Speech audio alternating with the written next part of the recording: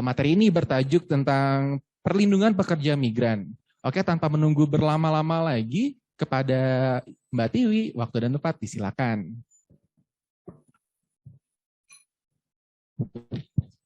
Baik, Assalamualaikum warahmatullahi wabarakatuh.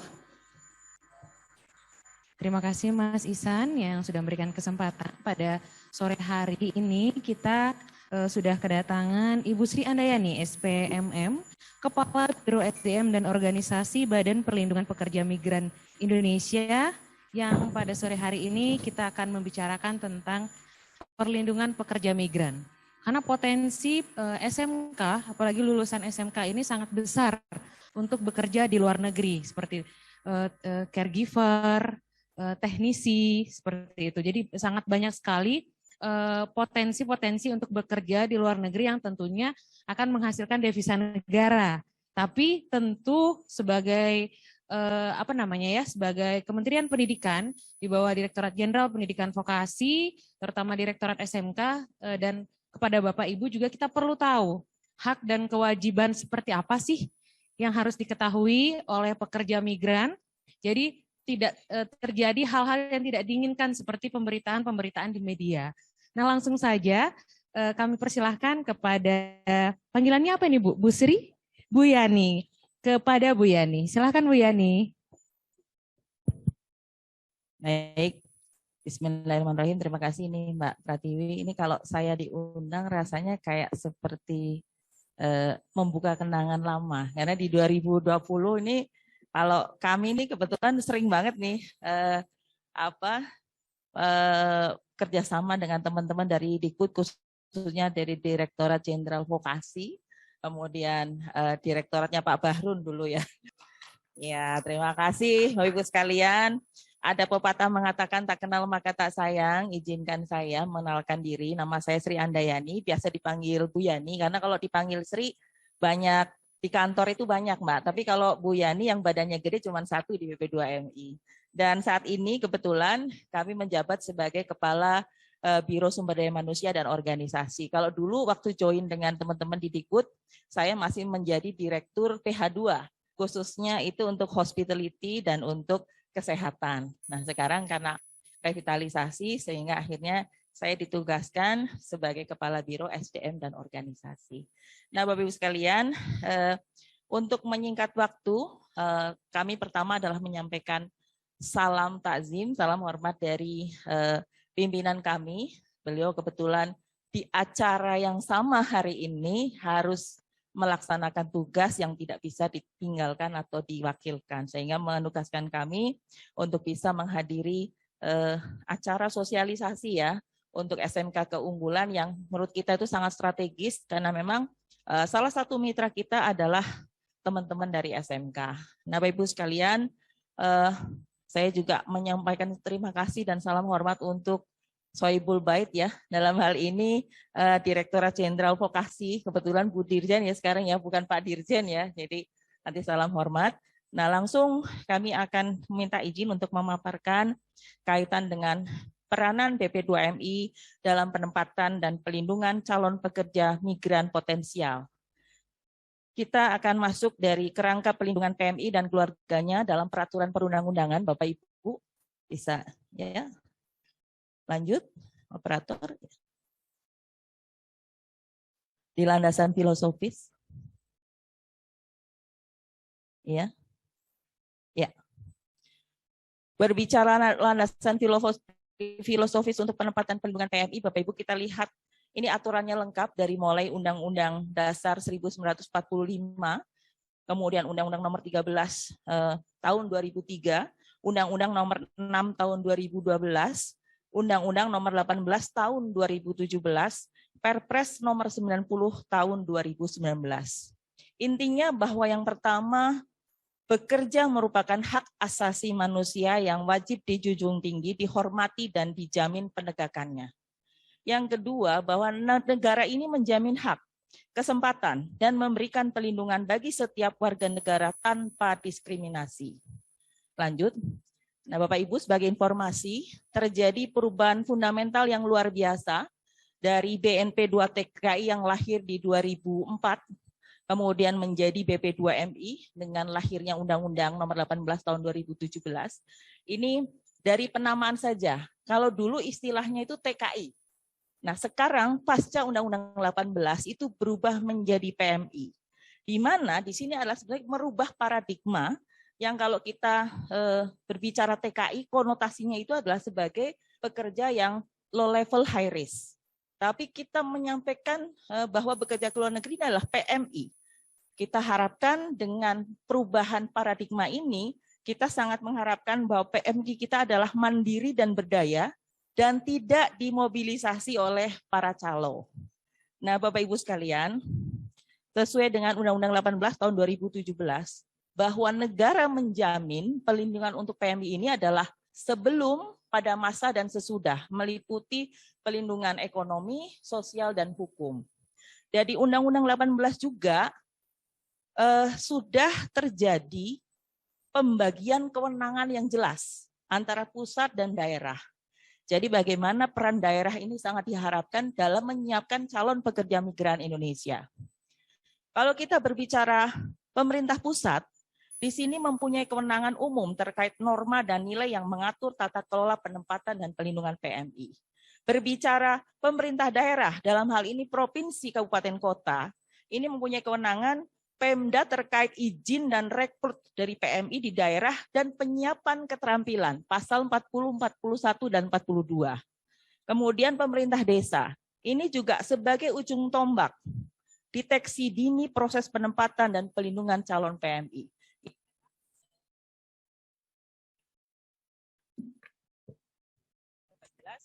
Tahun 2017. Lanjut. Kemudian kita akan melihat program dan layanan BP2MI. Kira-kira apa saja?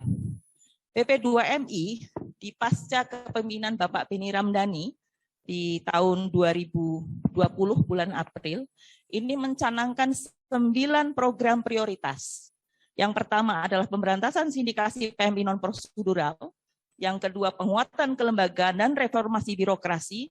Ketiga, menjadikan PMI sebagai warga negara VVIP. Keempat, modernisasi sistem pendataan secara terintegrasi. Kelima, pembebasan biaya penempatan. Keenam, pembenahan tata kelola PMI Seabase, dalam hal ini adalah awak kapal niaga migran dan awak kapal perikanan migran. Ketujuh, penguatan skema penempatan PMI dalam rangka peningkatan penempatan PMI terampil dan profesional. 8. Pemberdayaan ekonomi dan sosial bagi PMI dan keluarganya di dalam dan di luar negeri. Terakhir yang ke-9, peningkatan sinergi dan koordinasi multi-stakeholder terkait tata kelola penempatan dan pelindungan PMI, termasuk fasilitasi pemberian jaminan pelindungan kepada PMI dan keluarganya. Jadi ini juga kenapa tadi di awal disampaikan perubahan fundamental pada masa sebelum Undang-Undang 18, pelindungan itu hanya kepada PMI-nya saja. Nah, pasca Undang-Undang 18 itu adalah PMI dan keluarganya. Kita lanjut Bapak Ibu. Kalau kita berbicara migrasi, kenapa ya? Padahal sudah kalau namanya di sosmed itu the bad news malah jadi good news gitu ya. Karena jadi kalau cerita tentang TKI yang disiksa itu terus jadi malah banyak gitu ceritanya kemana-mana. Nah, tapi kok terus orang berminat kepengen pergi ke luar negeri itu karena kenapa? Nah, kita bisa melihat di sini ada faktor pendorong dan ada faktor penarik. Kalau kita berbicara faktor pendorong, yang pertama tentu saja pasti minimnya lapangan kerja di dalam negeri. Kemudian rendahnya tingkat pendidikan warga negara. Karena kalau kita melihat migrasi, PMI sebagian besar ternyata mayoritas adalah lulusan dari SD dan SMP yang low skill. Kemudian faktor ekonomi atau kemiskinan dan kesenjangan upah antar negara yang mencolok, ya mohon maaf, kalau kita bandingkan di dalam negeri dan luar negeri pasti jauh berbeda Bapak Ibu. Kemudian yang kelima adalah masalah aktualisasi diri. Dan sebagai faktor penarik di sini, ini tentu saja karena ada usia lanjut yang tinggi, kemudian pertumbuhan ekonomi yang berkesinambungan, tidak diisinya lapangan pekerjaan karena pilihan kesadaran dan tingkat kelahiran yang relatif rendah. Nah, Bapak Ibu sekalian, lanjut, cepat saja. Kemudian apa sih manfaat bekerja ke luar negeri? Jadi kalau pasca Undang-Undang 18, bahwa kerja ke luar negeri adalah merupakan pilihan Bapak Ibu yang dapat memberikan kesejahteraan bagi masyarakat sebagai badan yang bertanggung jawab dalam tata kelola penempatan dan pelindungan pekerja migran Indonesia. BP2MI memiliki tugas dan tanggung jawab dalam menyediakan informasi mengenai pasar kerja luar negeri dan peluang yang dapat dimanfaatkan oleh PMI. Nah, kita lihat kalau berbicara dari sisi keterampilan dan pengalaman, bahwa pekerja berketerampilan rendah memperoleh keterampilan dan pengalaman baru selama bekerja di luar negeri. Kemudian banyak PMI yang mendapatkan pekerjaan yang lebih baik sekembalinya ke tanah air. Untuk manfaat jangka panjang, ini menjadi lebih mandiri dan memiliki banyak inisiatif, banyak yang menjadi wira swasta. Ya. Kemudian yang kedua, remitansi berkontribusi terhadap peningkatan kehidupan jangka panjang bagi pekerja migran dan keluarga mereka. Jadi kalau kita lihat remitansi, ternyata ini menyumbangkan remitansi terbesar kedua setelah migas. 159 triliun Bapak Ibu. Nah, kemudian sekitar 40% rumah tangga pekerja migran memanfaatkan penghasilan mereka dari remitansi untuk pendidikan, 15% untuk menginvestasikan untuk modal usaha, dan 20% untuk menyimpannya sebagai tabungan. Untuk penghasilan yang lebih tinggi di sini, pekerja migran Indonesia yang pernah bekerja sebelum bermigrasi biasanya memperoleh penghasilan 4-6 kali lebih tinggi di luar negeri. Yang kedua, pekerja migran dapat memperoleh upah bulanan rata-rata sekitar 4 kali upah rata-rata sebelum mereka bermigrasi. Dan yang ketiga, pekerja migran wanita yang bekerja di negara Asia lebih maju dan dapat memperoleh penghasilan sampai 6 kali dari yang mereka peroleh di Indonesia. Nah, kita melihat terkait skema penempatan, Bapak Ibu. Kalau kita berbicara PMI, siapa sih PMI? PMI ini adalah setiap warga negara Indonesia yang akan, sedang, dan telah melakukan pekerjaan dengan menerima upah di luar wilayah Republik Indonesia.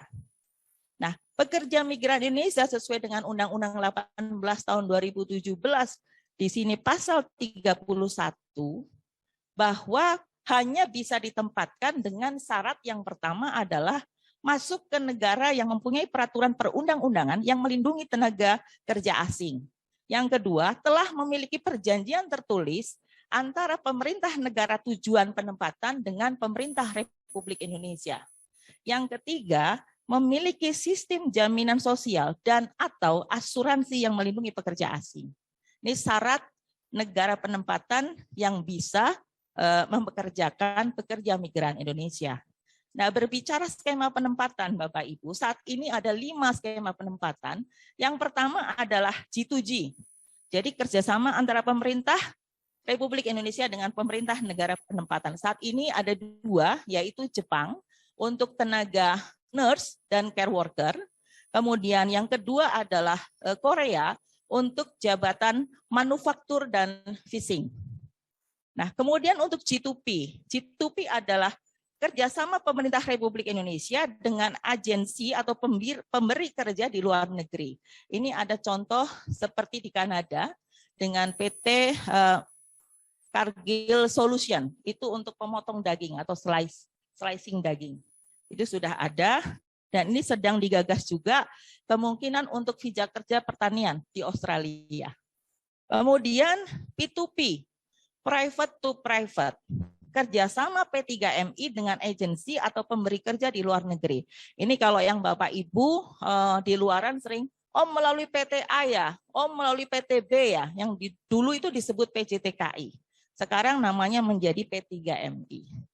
Kemudian skema penempatan yang keempat adalah UKPS untuk kepentingan perusahaan sendiri. Contoh misalkan ada perusahaan Indonesia, Telkom misalkan, atau Wijaya Karya, mendapatkan pekerjaan di luar negeri, nah sementara perusahaan itu membutuhkan atau hire orang Indonesia. Jadi untuk kepentingan perusahaan sendiri. Kemudian yang terakhir adalah skema penempatan dengan perseorangan atau mandiri. Ini biasanya adalah untuk pekerja profesional. Namun Bapak Ibu, di luaran sana inilah yang sering dipergunakan sebagai pintu untuk penempatan unprosedural. Jadi memang harus hati-hati sekali pada saat kita berbicara skema penempatan perseorangan atau mandiri. Lanjut. Nah, sesuai dengan Undang-Undang 18, kalau kita berbicara pekerja migran Indonesia di pasal 4, Bapak Ibu, bahwa yang disebut PMI adalah satu, bekerja kepada pengguna berbadan hukum. Jadi ke perusahaan. Kemudian yang kedua, PMI yang bekerja kepada pengguna perseorangan. Ini yang sebagai penata laksana rumah tangga.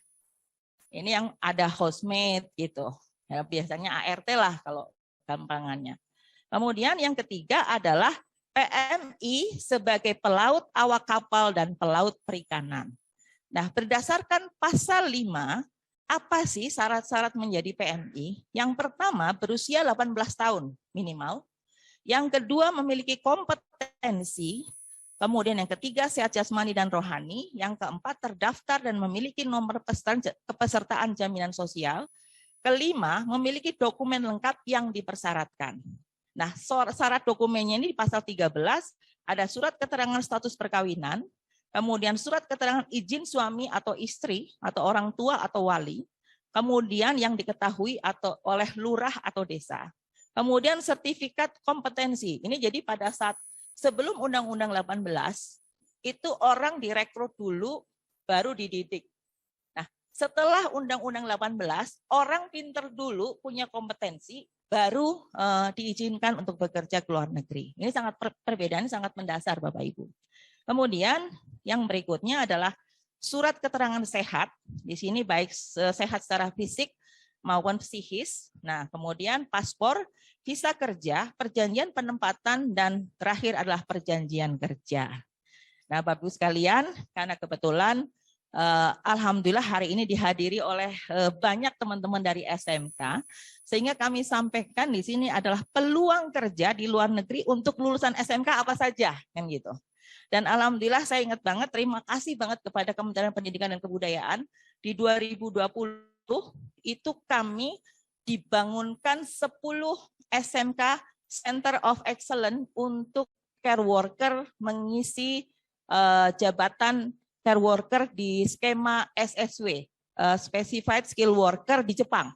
Itu ada 10 tuh di 2020. Dan kita harapkan bukan hanya care worker, ada COE yang mungkin nanti manufaktur, fishing, dan sebagainya, dan kita bisa mengisi peluang dari luar negeri. Nah, kita lihat pusat keunggulan sekarang namanya, Bu. Keunggulan ya. COE itu sekarang keunggulan ya. Baik. Nah, sekarang kita lihat peluangnya apa saja. Yang pertama, Bapak Ibu, untuk mengisi Special Placement Program to Taiwan atau SP2T. Nah, SP2T ini keunggulannya apa? Yang pertama adalah mewujudkan zero cost dalam rangka penempatan ke Taiwan, menghilangkan praktek jual beli job dan fee agency ke Taiwan. Ketiga, memudahkan dan mempercepat proses penempatan. Keempat, mengurangi beban biaya penempatan bagi CPMI ke Taiwan. Dan yang kelima, mewujudkan proses penempatan yang transparan dan melindungi PMI. Nah, kita lihat jabatan-jabatan apa saat ini adalah yang tersedia melalui mekanisme SP2T adalah untuk manufaktur. Baru manufaktur. Ya, sudah. Berikutnya. Ya. Syarat usia minimal 18 tahun, lulusan SMK atau SMA sederajat, laki-laki atau perempuan, tidak buta warna, bahasa Inggris atau Mandarin, tapi levelnya adalah level masih tidak terlalu tinggi. Artinya yang penting bisa memahami sedikit, itu sudah merupakan nilai plus. Nah, jabatannya adalah operator. Kemudian gaji adalah 28.100 NT ya. Kemudian kalau kita similarkan dengan rupiah itu sekitar 10.533.000. Nah, biayanya ini menarik karena banyak biayanya yang di-cover oleh pengusaha atau user gitu. Yaitu tiket berangkat, kemudian visa, medical check up, BPJS dalam negeri itu semua ditanggung oleh pengguna. Kemudian yang ditanggung oleh kandidat apa? Itu adalah paspor, biaya Askes di Taiwan, biaya Aztec, asuransi tenaga kerja di Taiwan, biaya makan dan tempat tinggal di Taiwan. Nah, sama uang tunjangan serikat pekerja di Taiwan setengah atau 0,5 dari gaji. Dan ini nanti pada saat kontrak selesai itu bisa diambil kembali. Kemudian berikutnya, alur proses SP2T ke Taiwan, Bapak Ibu bisa lihat di sini, dari mulai tahapan proses pelaksanaan. Jadi sebetulnya agak simple ini kalau untuk SP2T, penerbitan job order, ini adalah dari user di Taiwan, verifikasi job order, ini ada di KDEI, Perwakilan Pemerintah Indonesia di Taiwan, kemudian posting job order, ini oleh BP2MI melalui Direktorat Penempatan Non-Pemerintah Kawasan Asia Afrika. Untuk pendaftaran, ini dilakukan oleh calon pekerja migrannya sendiri. Kemudian verifikasi pendaftar, ini nanti ada di setiap UPT BP2MI yang di daerah. Namanya sekarang BP3MI. Balai Pelayanan Pelindungan Pekerja Migran Indonesia. Ada di 23 provinsi. Cari yang paling dekat lokasinya dengan Bapak Ibu. Dan tanya bagaimana mekanisme atau pendaftaran untuk yang SP2T Taiwan. Nah, kemudian di sini penentuan lulus interview ini adalah dari user dan dari DHSC. DHSC itu Direct Hiring Service Center, itu di bawah Kementerian Tenaga Kerja Taiwan atau Mall Taiwan. Kemudian medical check up dan pemberangkatan. Nanti ini silahkan kalau ada yang mau ini ya Mbak Pratiwi, kalau mau ada yang kopi. Nah, itu Bapak Ibu kaitan dengan SP2T. Nah, berbicara yang kedua, untuk teman-teman yang lulusan SMK adalah masuk di mekanisme program Specified Skill Worker atau SSW di Jepang. Nah, ini Bapak bisa lihat, Bapak Ibu bisa lihat, jadi dasarnya adalah Memorandum of Corporation, 9 negara penempatan atau sending country, termasuk salah satunya adalah Indonesia. Nah, lanjut persyaratan SSW. Ya. Ini sudah jelas. Jadi persyaratan SSW sebetulnya ada 3. Untuk yang newcomer, yang belum pernah bekerja ke Jepang. Untuk yang ex-magang, yang masih ada di luar negeri. Dan untuk ex-magang, yang ada di dalam negeri. Ini nanti Bapak Ibu bisa baca sendiri ya. Saya nggak akan detailing di sini, yang penting sudah ada. Dan kalau untuk newcomer itu jelas, yang pertama syaratnya itu adalah lulus bahasa Jepang di level N4 JFT Basic A2. Itu persyaratannya. Kemudian lulus uji keterampilan bidang apa yang dituju. Karena ada 14 sektor atau 14 jabatan, jenis jabatan. Lanjut. Nah, ini sebagai gambaran kalau kita berbicara lokasi ujian JFT Basic di mana saja, kemudian untuk JLPT di mana, dan semua sudah ditunjuk oleh pemerintah Jepang melalui Javan Foundation. Ya. Langsung kita akan lihat sektornya apa saja, Mas. Ya. Ya. Ini Bapak Ibu, ada 14 sektor. Waktu itu mimpinya zaman Pak Wikan, Mbak Pratiwi, kita bisa mengisi 20% aja. Sekitar 70.000 lah. Dan nggak usah 14. Ambil saja sektor keunggulannya, misalkan kita unggul di care worker gitu. Karena banyak SMK kesehatan misalkan ya. Sementara di Indonesia kan susah cari pekerjaan untuk urusan SMK kesehatan. Kemudian di bidang pertanian, di bidang perikanan, manufaktur, itu luar biasa kita. Hospitality, itu luar biasa. Jadi ngambil 5 atau 6 saja. Tapi kita serius gitu, kita garap, kita bisa mengalahkan 8 negara lain, sending country lain gitu. Nah, ini memang harus keseriusan yang luar biasa. Bahkan waktu itu sempat kita sudah dengan PUPR ya untuk konstruksi itu, mau mengisi konstruksi. Ya biasalah kalau di Indonesia ganti pimpinan terus ganti kebijakan terus berhenti gitu. Padahal ini sebetulnya sudah dari 2019 Bapak Ibu dan waktunya 5 tahun. Jepang membutuhkan 345.000 pekerja. Nah, kenapa tidak gitu kalau memang katanya SMK pasti bisa kan gitu ya. Nah, Bapak Ibu, ini kita gambarkan sedikit tentang alur penempatan SSW Jepang sebagai gambaran. Lanjut, Mas. Ya. Ini dari mulai 1 sampai 7. Dan masalah pendidikan tidak menjadi kendala, mau lulusan SMK boleh gitu. Ataupun misalkan SMP juga boleh, tapi yang penting dia lulus 2, lulus bahasa dan lulus uji keterampilan. Itu kalau di SSW. Kemudian kaitan dengan gaji, gajinya itu sekitar, di sini saya ada enggak ya sebentar. Itu 20 sampai 24 juta untuk yang SSW. Kalau untuk yang tadi, untuk yang SP2T Taiwan 10 sampai 12 juta. Tapi kalau untuk SSW itu 20 sampai 24 juta. Kemudian kita akan lihat berikutnya, itu adalah kesempatan. Oh, sebelum lihat lagi tantangan nih. Apa ya kira-kira tantangan bekerja ke Jepang? Yang pertama pasti bahasa. Makanya saya senang banget waktu 2020 Pak Wikan melalui Pak Bahrun itu menyiapkan yang keunggulan sekarang, tapi dulu namanya Center of Excellence ya, COE. Nah itu jadi SMK yang memang masuk di situ tuh dari awal itu sudah ada bahasa ya di semester 2 kalau nggak salah, tambahan bahasa. Nah ini luar biasa Bapak Ibu sebetulnya karena nantinya pada saat setelah lulus itu mengurangi ketergantungan kepada LPK.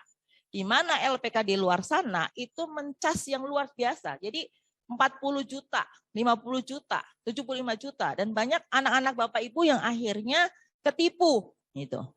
Nah ini kan bagaimana sebetulnya peluang ini bisa kita isi anak-anak bangsa yang punya keinginan betul-betul ingin bekerja, mengembangkan karir di luar negeri. Dan sebetulnya waktu itu sudah sampai kita bahas gini, gimana caranya setelah mereka nanti kontrak kerja selesai, pulang itu ada peningkatan kapabilitas.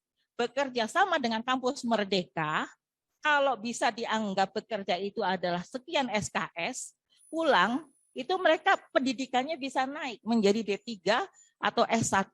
Nah pada saat D3 dan S1 bekerja lagi kembali ke luar negeri bisa dengan menggunakan konsep G2G yang ke Jepang. Kalau ke Jepang itu untuk nurse dan care worker minimal harus D3 keperawatan. Gajinya itu sampai 34 juta Bapak Ibu. Nah ini satu peluang yang luar biasa sebetulnya kalau kita bisa garap dengan serius, bersinergi, sehingga kesempatan ini tidak hilang gitu. Padahal cari pekerjaan di dalam negeri ini sangat sulit gitu ya. Nah sementara ada kesempatan yang bagus di luar negeri, kenapa tidak? Nah kemudian satu lagi itu adalah untuk program G2G Korea. Korea itu baru buka manufaktur dan fishing. Gajinya itu sekitar 1.253 won atau 21.866.000 sekian. Nah syarat pendaftarannya bisa dilihat Mas, lanjut. Ya. Berusia 18 sampai 39 tahun, pendidikan ini malah SMP juga bisa, ya. Tidak buta warna, tidak cacat jari atau amputasi, tidak sedang dicekal di luar negeri, belum pernah dihukum penjara, sampai memiliki email pribadi yang aktif. Ini kebetulan beberapa hari yang lalu saya di Japri sama SMK Puger. Nah, SMK Puger, ini ternyata lulusannya banyak mengisi phishing untuk yang ke Korea. Kemarin ini Bu, anak saya udah sekian-sekian ya. Kita juga ikut seneng ya, karena Pak dari SMK Puger ini kemarin, Bu, kenapa nggak dibuat sama keunggulan kayak care worker gitu. Kalau misalkan ada phishing itu juga bagus, karena peluangnya ini Korea, kalau yang normal saja itu setiap tahun itu 7.000. 7.000 peluangnya. Nah saat ini karena mereka kekurangan, itu di loss. Berapapun tenaga kerja Indonesia untuk mengisi manufaktur dan phishing, itu akan diterima. Dan ini peluang Bapak Ibu gitu. Seandainya memang nanti ada teman-teman dari SMK yang tertarik dan dari sisi Kementerian Pendidikan dan Kebudayaan bagaimana tadi keunggulan ya Mbak ya bisa dikawinkan. Ini ya sedikit lanjut langsung ke alur penempatan PMI Korea saja.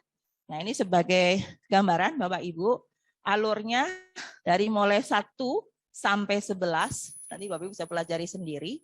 Kemudian kalau Bapak Ibu bertanya, biayanya berapa? Ini kita lihat biaya penempatan untuk program G2G ke Korea. Silakan. Lanjut. Ya. Semua transparan Bapak Ibu. Jadi silahkan nanti bisa diakses, bisa diinformasikan. Nah, kemudian terakhir sebelum saya akhiri, ada sekapur sirih informasi tentang penempatan unprocedural PMI. Jadi ini juga seperti si malakama gitu. Jadi kalau ada madunya, ini pasti juga ada racunnya gitu. Nah, apa itu yang disebut PMI non prosedural, Bapak Ibu? Jadi warga negara Indonesia yang bekerja ke luar negeri melalui proses penempatan PMI yang tidak sesuai peraturan perundangan yang berlaku atau non prosedural. Saya ingatkan Bapak Ibu, seperti mohon maaf, ke Jepang itu ada 2 skema, magang dan visa kerja. Magang itu berbeda Bapak Ibu dengan visa kerja, karena magang itu bukan kerja gitu. Nah, visanya juga berbeda. Nah, di magang ini itu ada 156 atau 156 sampai 170 kalau sekarang ya. Itu LPK yang mempunyai izin SO, Sending Organization. Nah, kalau magang itu nggak ada masalah. Tapi pada saat dia berbicara visa kerja yang nantinya masuk ke Jepang melalui visa SSW, Specified Skill Worker, itu hati-hati Bapak Ibu, hanya Register Supporting Organization atau RSO yang diberikan kewenangan oleh pemerintah Jepang. LPK tidak bisa menempatkan untuk visa kerja SSW. Nah, ini yang harus dihati-hati. Kenapa? Karena biasanya, mohon maaf, LPK ini banyak yang langsung ke sekolah-sekolah. Nah, jadi proses penempatan sekali lagi saya menegaskan, Bapak Ibu di dunia pendidikan fokusnya adalah bagaimana menyiapkan anak didik diterima di dunia kerja baik di dalam negeri maupun luar negeri. Tapi urusan penempatan, itu tadi disampaikan ada 5 skema penempatan. Tinggal mana yang Bapak Ibu pilih nantinya sebagai stakeholder. Kalau melalui pemerintah berarti dengan PP2MI, melalui G2G dan melalui G2P, gitu. Termasuk SSW, karena SSW itu adalah mandiri yang difasilitasi oleh pemerintah. Gitu.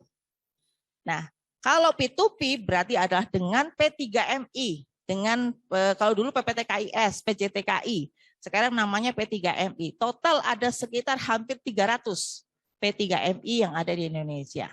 Gitu. Itu pilihannya Bapak Ibu. Jadi memang kenapa ini kami sampaikan agar hati-hati jangan sampai terjebak menjadi penempatan yang unprocedural. Kemudian di sini pasti biasanya kalau unprocedural itu banyak yang memasukkan dokumen, memanipulasi data diri PMI, kemudian mengabaikan prosedur dan mekanisme penempatan PMI yang telah diatur oleh undang-undang dan ketentuan hukum yang berlaku. Kemudian di sini tentu saja kami selalu mengingatkan jangan terpengaruh dengan bujuk rayu calo yang menjanjikan kerja ke luar negeri dengan mudah, cepat dan tidak prosedural, dan jangan mengubah atau membiarkan orang lain mengubah data diri. Kemudian terakhir, kalau kita berbicara resiko menjadi PMI unprocedural, yang pertama adalah potensi korban penipuan, yang kedua hak PMI tidak jelas, yang ketiga tidak ada jaminan asuransi, yang keempat tidak mendapat perlindungan secara maksimal dari pemerintah, dan ini bisa ditangkap, dipenjara, dan dideportasi oleh aparat keamanan di negara setempat. Demikian Bapak Ibu yang kami sampaikan. Kami harapkan nanti lebih banyak diskusi. Lebih kurangnya mohon maaf, bila taufik hidayah. Wassalamualaikum warahmatullahi wabarakatuh. Waalaikumsalam warahmatullahi wabarakatuh. Ini seru sekali ya Bu ya pembahasannya tentang pekerja migran Indonesia. Nah Bapak Ibu ada yang mau bertanya? Saya persilahkan dulu yang di ruangan ini. Ya baik, mau dibantu Mas atau Bapak? Pak Agung, silakan Pak Agung. Pak Agung. Dari SMK 3 Bandung, Bu.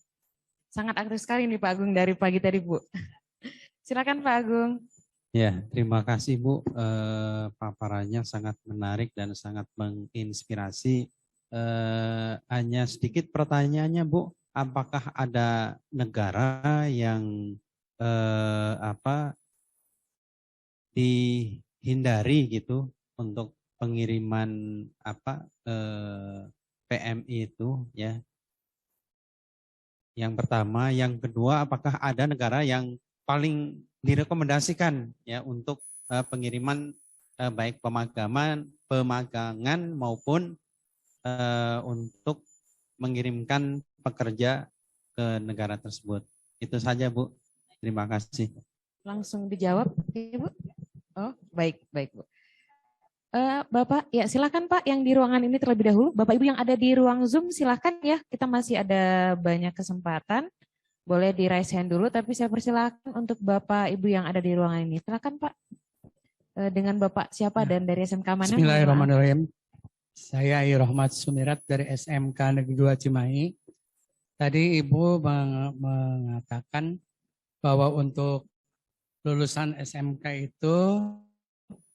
itu harus bekerja, Bu. Tapi di Indonesia ini banyak yang magang, Bu. Nah, seperti contohnya GIEK, apalagi itu ada.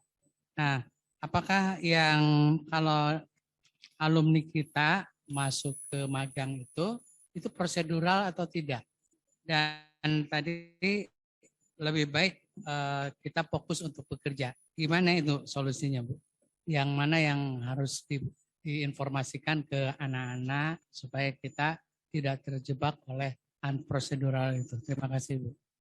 Baik, terima kasih Pak. Ada pertanyaan lagi yang di sini mungkin bisa dijawab dulu ya, Bu ya. Masih ada? Oke, silakan Pak. Terima kasih Ibu Sri Andaryani. Pertanyaannya, saya Selamat Heriadi dari SMK Negeri 10 Bandung. Ibu tadi menerangkan banyaknya tentang caregiver hospitality. Kalau untuk seni pertunjukan itu untuk pemagangan ya Bu. Pertama tentang di luar apa yang sudah ada itu saya ingin menanyakan apakah itu ada negara yang memang untuk proses pemagangan dan juga pekerjaan yang memang kepada seni dan ekonomi kreatif.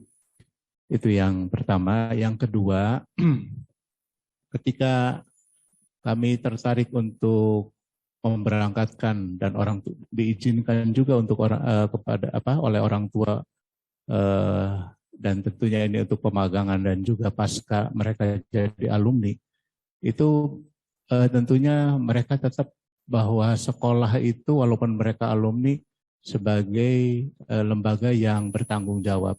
Nah, bagaimana apabila terjadi sesuatu yang sifatnya accident gitu. Nah, itu bagaimana perlindungannya dalam kaitannya juga dengan misalnya ada kecelakaan, ada akhirnya kematian dan sebagainya. Nah, terima kasih Bu. Selamat Bu dari SMK 10 Bandung. 10 Bandung. Baik, mungkin bisa dijawab terlebih dahulu ya Bu. 3 pertanyaan untuk Bapak Ibu peserta yang hadir secara luring. Silakan Bu. Terima kasih Mbak Pratiwi. Senang saya Bapak Ibu kalau kami datang jauh-jauh terus ada feedback dari Bapak Ibu. Artinya kita mitra bermitranya itu sudah kebayang di depan. Bisa semakin bagus gitu Pak. Bapak Ibu, terima kasih. Ini Pak Agung dari SMK 3 Bandung. Pertanyaannya, apakah ada negara yang dihindari? Kemudian apakah ada negara yang direkomendasi? Itu ya Pak Agung ya. Yang pertama Pak, BP2MI ini adalah pelaksana kebijakan. Jadi BP2MI hanya akan memproses kaitan dengan negara-negara yang sudah dikeluarkan izinnya oleh Kementerian Tenaga Kerja. Jadi secara aturan, Kementerian Tenaga Kerja itu adalah regulator yang membuat regulasi semua terkait tata kelola penempatan dan pelindungan pekerja migran Indonesia. Badan Pelindungan Pekerja Migran Indonesia atau BP2MI adalah pelaksana kebijakan. Sehingga kalau berbicara negara penempatan mana, saat ini sudah ada 160 negara Pak yang sudah dikeluarkan izinnya yang bisa ditempatkan untuk pekerja migran Indonesia. Tentu saja pasti Menteri Tenaga Kerja mempertimbangkan kaitan misalkan sedang adanya perang misalkan. Itu pasti akan dihindari. Kemudian adanya bencana alam. Nah, itu pasti akan dihindari. Tapi intinya keputusan Menteri Tenaga Kerja membolehkan untuk negara penempatan mana yang akan diakses itu secara resmi, Pak. Dan itulah yang nanti secara proses di lapangan yang akan bisa di-approve oleh BP2MI. Gitu. Yang pertama. Kemudian apakah ada negara yang direkomendasi? Yang direkomendasi adalah yang tadi Pak, yang 160 yang sudah dikeluarkan. Karena memang ternyata orang Indonesia ini Pak, nggak kebayang Pak, ada di mana-mana. Gitu. Jadi kami aja di BP2MI nggak bayangkan, ternyata di Mesir saja itu ada 22.000. Ketahuannya itu pada saat ada waktu itu ada bencana alam itu baru ketahuan. Sampai di Solomon itu ada orang Indonesia. Jadi memang tapi kalau Bapak bilang yang favorit mana? Saat ini yang favorit Jepang sama Korea, Pak. Gitu. Kalau masa direkomendasi kita sesuai dengan aturan yang dikeluarkan oleh Kementerian Tenaga Kerja. Saat ini ada 160 negara. Kemudian untuk Pak siapa dari SMK 2 Cimahi tadi saya Pak Ahmad.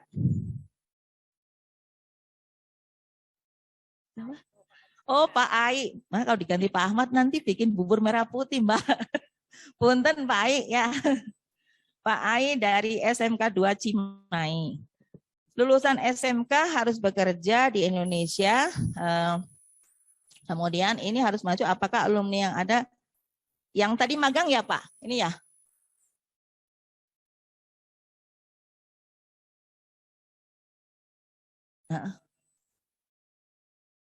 Oke.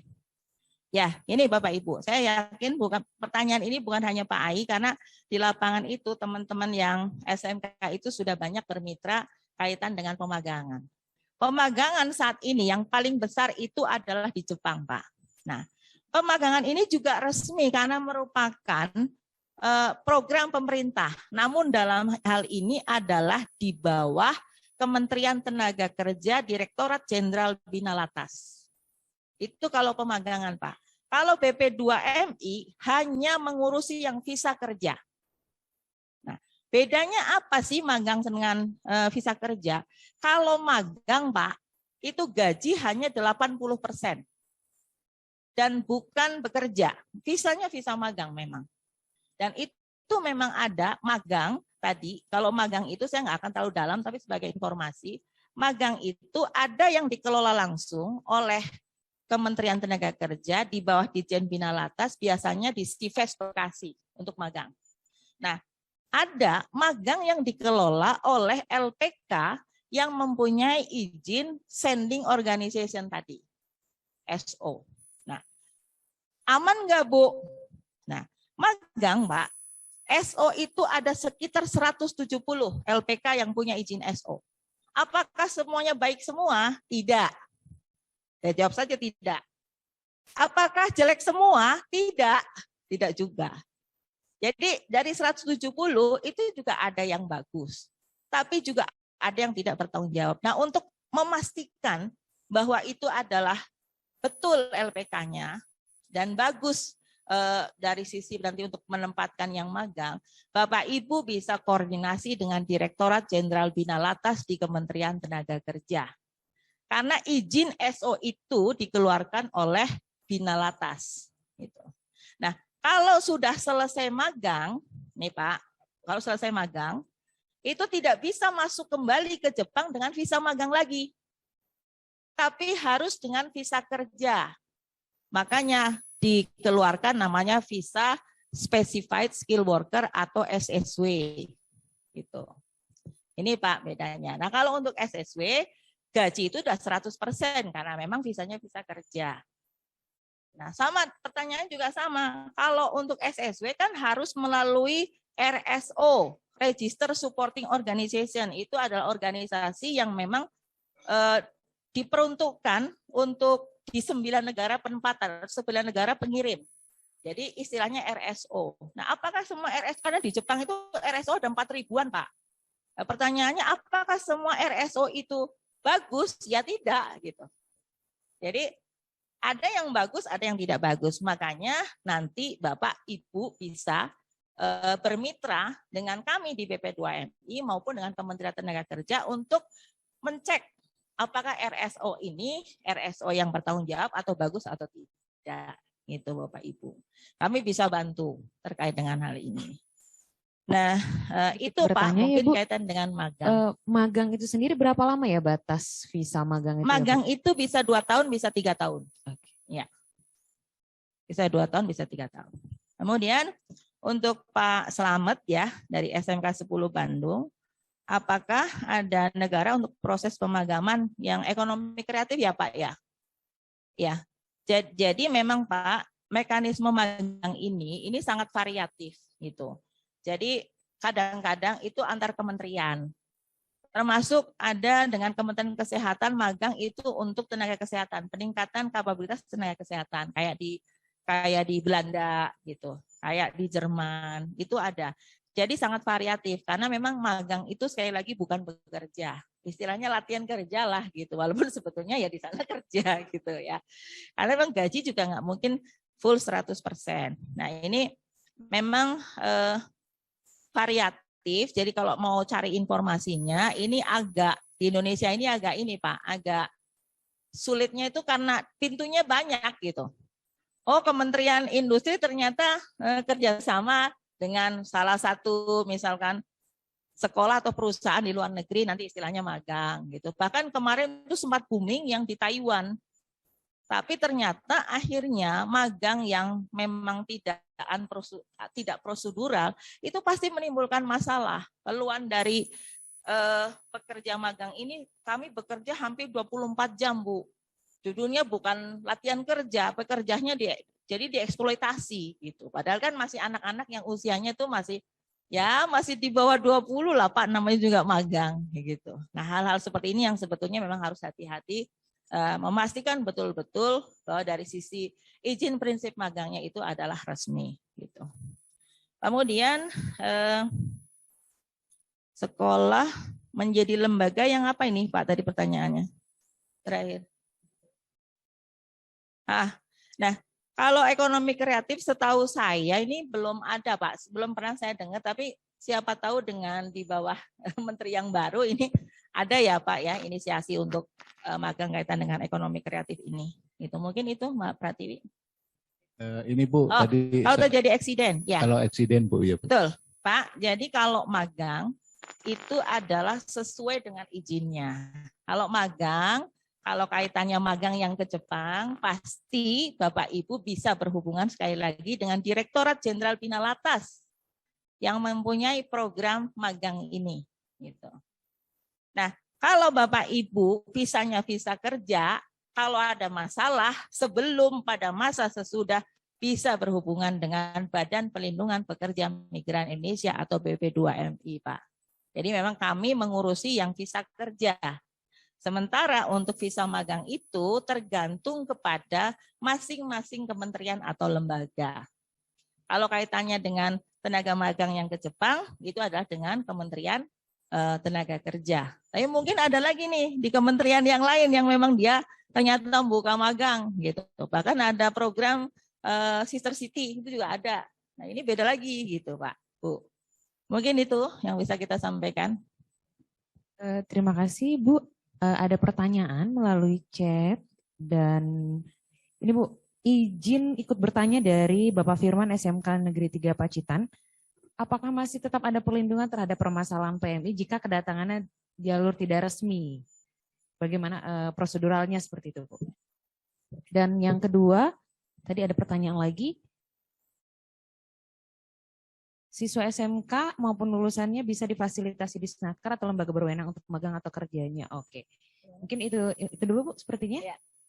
Pertanyaannya apakah tetap ada peran pemerintah dikala ada permasalahan yang unprosedural ya? Yes. Ya intinya begitu. Nah, Bapak Ibu, ya namanya negara hadir ya Bapak Ibu. Mau itu prosedural unprosedural ya pasti diurus. Namun ya ada tapinya. Misalkan Bapak Ibu, kalau yang prosedural karena dia sudah jelas tercatat, begitu ada masalah amit-amit misalkan meninggal, itu penanganannya cepat. Karena langsung diketahui kerjanya di mana, kemudian siapa yang mendatangkan ke situ, kemudian dia daerah asalnya mana, itu cepat komunikasi. Bapak Ibu bisa bayangkan kami menerima yang unprosedural, ini KTP-nya itu orang Majalengka, kalau nggak salah. Ternyata orang mana Bapak Ibu? Ternyata orang Sulawesi Selatan, itu mayat itu 5 bulan. Karena sampai ke Jawa Timur, karena itu tadi pemalsuan dokumen. Itu akibat dari unprosedural. Dan kami sulit luar biasa kaitan bagaimana memfasilitasi unprosedural ini. Dokumen-dokumennya ini tidak lengkap dan banyak dipalsukan. Dan hak-haknya itu sulit diperjuangkan karena tidak ada dokumen resmi. Karena kalau dokumen resmi jelas, dia ikut jaminan sosial tenaga kerja. Jelas ada, kita bisa tuntut juga usernya atau majikannya. Seperti itu, Mbak. Baik, ini ada 3 penanya, masih ada waktu ya Mas ya? Masih ya? 3 penanya yang sudah raise hand. Saya persilakan Bapak yang pertama, Bapak Hari Mulyono dari SMK Negeri 2 Malang. Mohon bisa menanyakan dengan singkat ya Pak ya, agar kita bisa memberikan kepada 2 penanya lainnya. Selanjutnya nanti Ibu Herlina dan Pak Ade Jubahar. Yang pertama saya persilakan Pak Hari Mulyono. Mohon dibantu Mas di unmute. Oke, sudah. Baik, Assalamualaikum warahmatullahi wabarakatuh. Bu Yani, selamat bertemu kembali. Ya, tahun 2020 sempat silaturahmi ke kantor BP2M. Siap Pak, sedang banget nih Pak.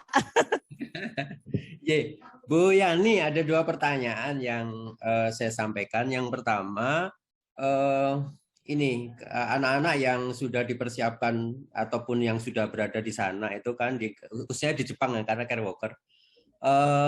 Ada keinginan yang sangat kuat itu kalau nanti dia sudah bekerja di sana, keinginan kuat untuk melanjutkan perguruan tinggi di sana. Apa memungkinkan itu Ibu Yani? Yang kedua, setelah program tahun 2020 itu bergulir, tiba-tiba dari sekolah itu muncul banyak sekali dari lembaga-lembaga yang mungkin tadi Ibu sebutkan juga LPK dan seterusnya. Yang kadang-kadang kita juga harus khawatir dengan yang Ibu sampaikan itu tadi. Mungkin ada dari BP2MI ataupun dari lembaga yang lain memberikan info kepada kita tentang rapot-rapot dari LPK atau yang lembaga-lembaga yang menyalurkan tenaga itu, yang mana yang bisa direkomendasikan dengan nilai yang bagus gitu Bu, supaya kita lebih cepat untuk menindaklanjuti info-info yang masuk di sekolah. Itu Bu Yani, mohon izin untuk bisa ditanggapi. Terima kasih. Assalamualaikum warahmatullahi wabarakatuh. Ya, siap Pak Ari. Yang kedua, silakan Ibu Herlina Dwi Kurnia dari SMK 2 Batam. Bu Herlina dari SMK 2 Batam. SMK Negeri 2 Batam. Ini nggak bisa, ya Bu. Assalamualaikum warahmatullahi wabarakatuh. Terima kasih banyak kesempatannya Bu. Saya dari SMK Negeri 2 Batam ingin menyampaikan bahwasanya dari KJRI Johor Bahru itu sempat berkunjung ke SMK Negeri 2 Batam untuk memfasilitasi kerjasama dengan hotel-hotel yang ada di sekitaran Johor Bahru dan Penang. Kemudian untuk mereka juga sudah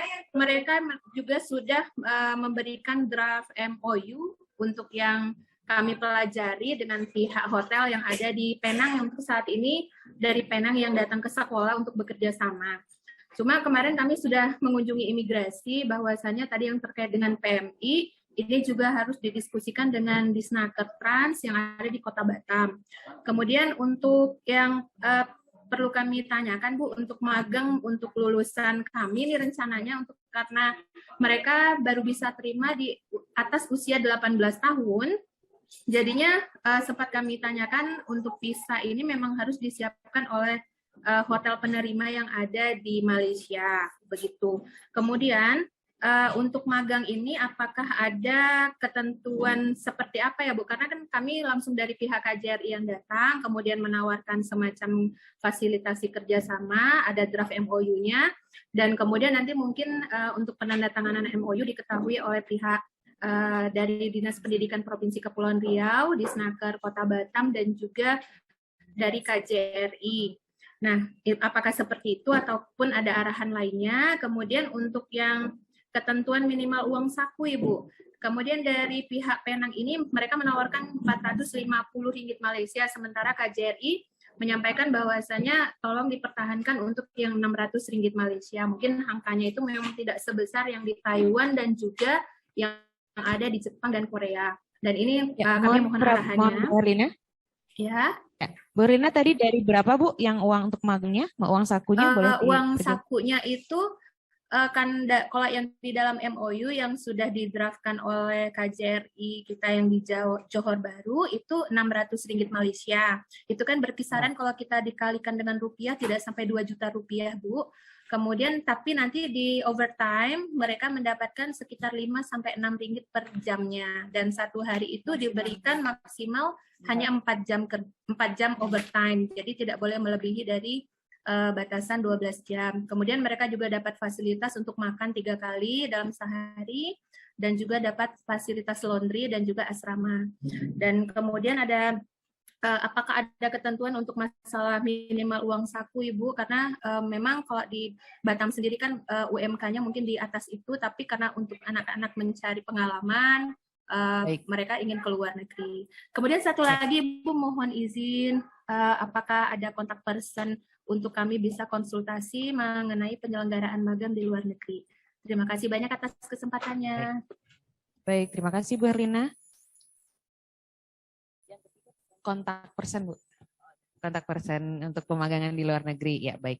Yang ketiga, saya langsung aja Pak Adi Jubahar dari SMK Negeri 3 SMD Sumedang, betul Pak?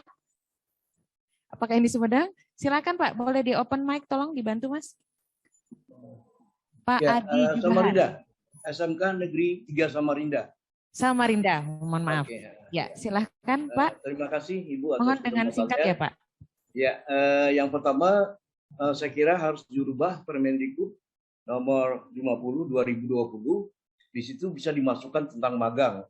Karena magang kan usia minimalnya 18 tahun dan minimal magangnya boleh 1 tahun. Itu yang saya kira supaya kita ada perlindungan hukum untuk itu. Karena anak yang sudah lulus umur 18 tahun atau 19 tahun yang ingin magang pasti larinya ke sekolah. Pasti larinya ke sekolah. Kalau bagus kalau dia lari ke lembaga. Artinya Permendikbud itu harus diubah supaya kita bisa membedakan apa itu magang, apa itu PKL. Kalau PKL kan bisa aja mereka mungkin Permendikbudnya dikurangi umurnya menjadi 17 atau 16. Di semester 5 kan mereka bisa magang. Ya. Jadi ada beberapa memang yang selama ini salah bagi kami. Kalau misalnya mau lebaran, anak-anak kelas 11, kelas 10 itu mau magang dia. Tapi itu kan dilarang oleh Disnaker, ya. Dan bukan PKL. Jadi itu yang ingin saya sampaikan kepada Ibu. Jadi mudah-mudahan ada payung hukum yang kurang tepat. Kalau tadi yang pertanyaan kedua tadi dari Ibu tadi itu artinya saya yakin kalau memang banyak itu ada umur 18 tahun. Ya, demikian. Kalau saya lihat tadi umur 18 tahun, 15 tahun, itu penjelasan yang kemarin sore. Ya, 18 tahun, 15 tahun. Terima kasih. Wassalamualaikum warahmatullahi wabarakatuh. Terima kasih. Masih ada satu penanya Ibu, kita tampung ya. Silakan Bapak atau Ibu ya, Nin Patupungan dari SMKN 1 Lolak. Silakan. SMKN 1 Lolak, Bu. Silakan. Lolak. Ini dari mana ya, Bapak Ibu? Bu Nin atau Bapak Nin ini ya, mohon bisa di-open, silakan. Nggak respon ya? Oke.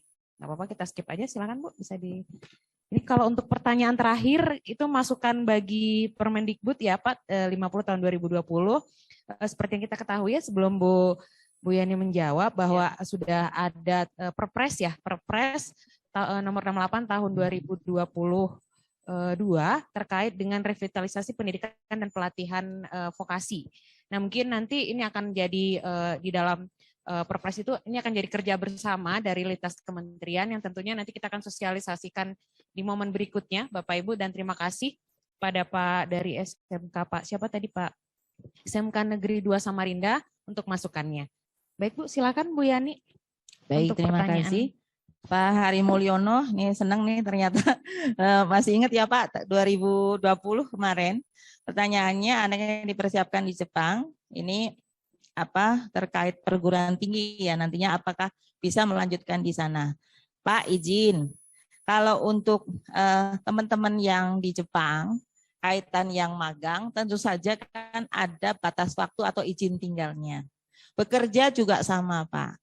Jadi kalau memang izin tinggalnya sudah selesai, kontraknya itu sudah selesai, secara aturan itu harus kembali, Pak. Harus kembali. Kecuali nanti kalau sudah ikut program, misalkan yang memang nanti izin tinggalnya itu diberikan kayak kalau di Amerika tuh green card gitu. Jadi sepanjang usianya itu bisa di sana. Nah, itu baru bisa, Pak. Tapi kalau tidak ada, ini biasanya imigrasi setiap negara itu ketat sekali gitu. Jadi ya kami menghimbau, dan bukan malah menghimbau ya, tapi juga menginformasikan setelah kontrak kerja selesai, kalau yang visa kerja ya kembali. Kalau yang magang juga sama.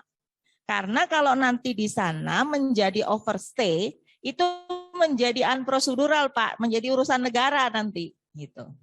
Bahkan waktu itu karena di Korea kami itu ada overstay hampir 20.000. Nah, sampai kita tuh diancam sama pemerintah Korea, kalau kita tidak bisa mengatasi yang overstay, itu nanti kuotanya kita akan dikurangi. Jadi akan menjadi permasalahan yang berikutnya. Makanya waktu itu besar-besaran, akhirnya kita memulangkan untuk teman-teman yang PMI yang sudah overstay. Tapi sekali lagi, Bapak Ibu, ini saya agak kasih masukan di awal, BP2MI itu hanya mengurus yang visa kerja, bukan magang. Karena magang itu di luar ranahnya kami. Jadi ini kalau saya menginformasikan ya itu hanya sepengetahuan saya, tapi sebetulnya kita BP2MI itu memang dari sisi tugas dan fungsinya itu adalah hanya mengurus yang visa kerja. Karena magang tidak di tempat kita. Kemudian kaitan dengan sosialisasi, Pak, ini sangat sepakat. Nanti Bapak bisa koordinasi kalau di Malang itu kita punya P4MI, Pak. Jadi kalau BP3MI-nya ada di Surabaya, tapi punya P4MI di Malang. Nanti saya kasih kontaknya, Pak. Untuk yang di Malang, siapa yang bisa dikontak, nanti bisa sosialisasi, Pak, bareng-bareng gratis ini, Pak. Nanti kami bantu untuk sosialisasi, kemudian kaitan dengan kepengin cek, ini sebetulnya resmi atau tidak kalau ada P3MI. Kalaupun misalkan nanti magang, itu nanti bisa koordinasi dengan Dinas Tenaga Kerja, bisa ditanyakan ke Ditjen Pinalatas Kementerian Tenaga Kerja. Gitu. Ini yang Pak Hari Mulyono. Kemudian untuk Bu Herlina, nah ini saya bingung nih mau jawabnya, sebetulnya saya bukan di dalam ranah magang gitu, karena yang kami urus itu adalah visa kerja. Namun kami bisa berikan advice, Bu. Jadi kalau magang itu hati-hati, Bu.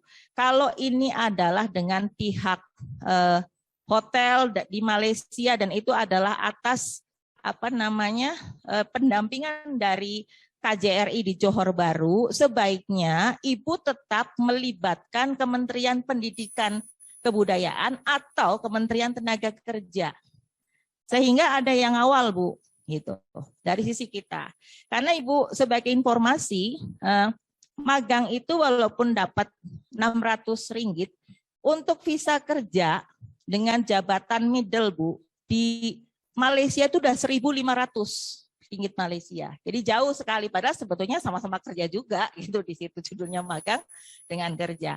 Makanya kalau melibatkan dengan kementerian lembaga pembina, diharapkan ini bisa dikawal tadi, Bu, kaitan dengan kerjasamanya gitu. Jadi ada protection lah dari sisi pemerintah gitu. Nah, kami tidak bisa berbuat banyak karena itu di luar ranah kami. Memang BPP2MI tidak ngurus yang visa magang, gitu, tapi visa kerja. Nah, sebagai gambaran saja kalau visa kerja itu untuk middle itu 1.500. Karena untuk yang bekerja di rumah tangga itu sudah 1.000. Nah, ini orang magang di hotel, iya, di magang cuma 650 gitu. Nah, ini kan menjadi hal yang nanti bisa menjadi pertimbangan dari Bapak Ibu semua. Makanya itu tetap harus melibatkan kementerian lembaga yang memang ngurusi ini, Bu, ngurusi magang gitu. Kemudian kalau Pak Adi kan tadi masukannya untuk Dikbud ya, yang Pak Adi dari SMK 3 Samarinda. Mungkin itu Mbak Pratiwi. Baik, terima kasih Bu Yani, udah sangat luar biasa ya, waktu juga yang memisahkan kita, udah overtime sebenarnya Bu ya. Tapi kita sangat seru sekali pembahasan terkait dengan pekerja migran ini karena potensi untuk lulusan SMK bekerja di luar negeri itu sangat besar. Dan terkait dengan pemagangan berarti harus ada pelibatan dari pemberi magang sendiri. Contohnya Kemendikbud mungkin bekerja sama dengan Jepang atau Kemenaker bekerja sama dengan Malaysia, seperti itu. Mohon Bapak Ibu diperhatikan lagi kerjasamanya. Dan kemudian juga terkait dengan tadi unprocedural. Nah, ini yang perlu diperhatikan. Informasi yang disampaikan pada sesi ini adalah membuka wawasan kita dan juga menjadi wawasan terutama nih Bapak Ibu kepada timnya di sekolah ya, tim humas di sekolah untuk menginformasikan kepada siswanya seperti ini loh peluangnya di luar negeri, dokumen apa saja yang harus mereka siapkan. Nah, ini yang penting seperti itu.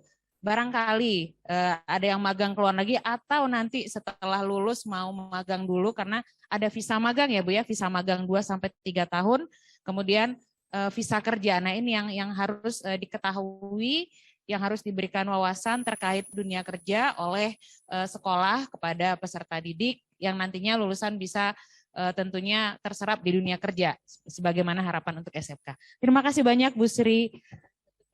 Boleh silakan Ibu. Baik.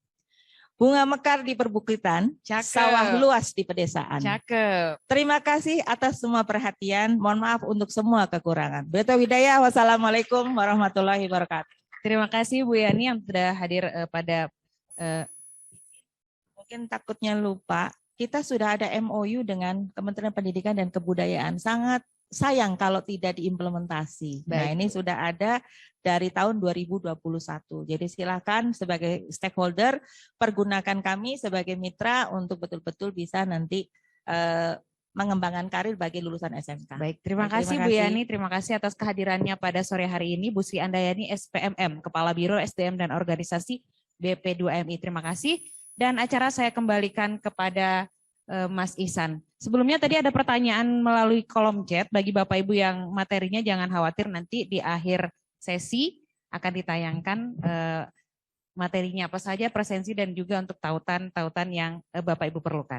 Baik, saya serahkan ke Mas Ihsan. Terima kasih. Assalamualaikum warahmatullahi wabarakatuh. Waalaikumsalam warahmatullahi wabarakatuh. Terima kasih kepada Bu Yani dan Mbak Tiwi atas telah memandu jalannya materi kita pada sore hari ini. Baik, kita kasih aplaus sekali lagi untuk Bu Yani dan Mbak Tiwi. Materinya sangat luar biasa nih buat kita. Jadi kita tahu nih pekerja migran Indonesia itu sebenarnya apa sih? Bahwa TKI itu sebenarnya udah berubah nama gitu. Mungkin kalau boleh saya ngasih info kepada penanya tadi, Bapak dari yang Samarinda, Bapak bisa melihat Undang-Undang Nomor 6 Tahun 2020, Peraturan Menteri Ketenagakerjaan kalau nggak salah. Jadi ada peraturan menteri khusus tentang permagangan dan itu yang mengeluarkan adalah Kementerian Ketenagakerjaan. Sementara untuk PKL yang mengeluarkan adalah Kementerian Pendidikan dan Kebudayaan.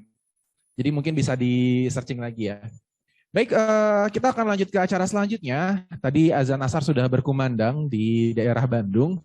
Kita akan break sejenak untuk sholat asar dan sekedar rehat dulu. Nanti kita akan kembali lagi pukul 16.30 waktu Indonesia Barat.